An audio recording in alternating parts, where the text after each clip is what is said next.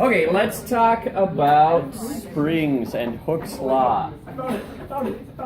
Well, this is a happy day indeed.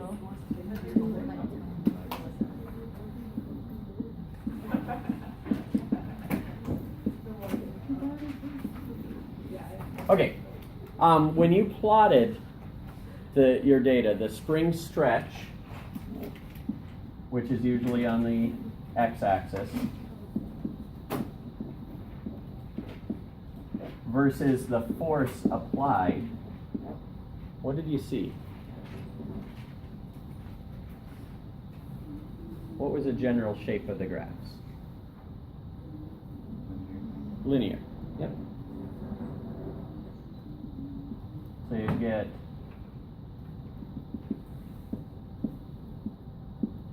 three different lines, say for three different springs,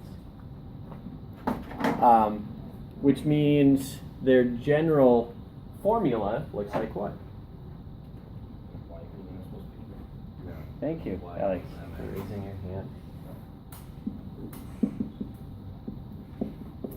Okay, but what is our y variable? Force. So we'd abbreviate that. Instead of a y, we'd abbreviate that with an f. In the instructions, it said that slope is usually abbreviated as a k for springs. It's called the spring constant. So, of course, we'll use a k. Reminds me of, why does the University of Nebraska have an N on their helmets? What does it stand for? Knowledge. And then as it just so happens, the stretch, the x variable, is usually abbreviated as an x.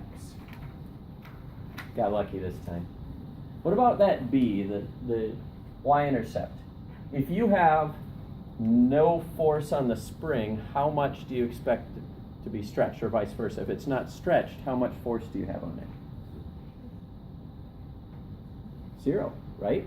So with no stretch, force should equal 0, which means that goes away.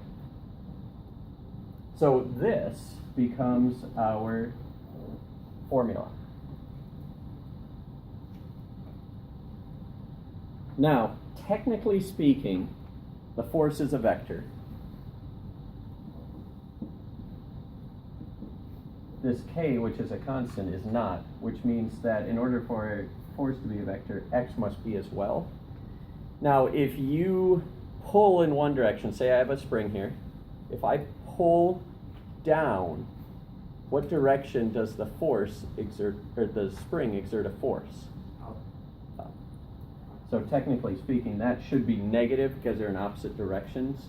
For our purposes, that really rarely comes into it. Just realize that if I'm pulling on the spring this way, it's pulling opposite. Yeah?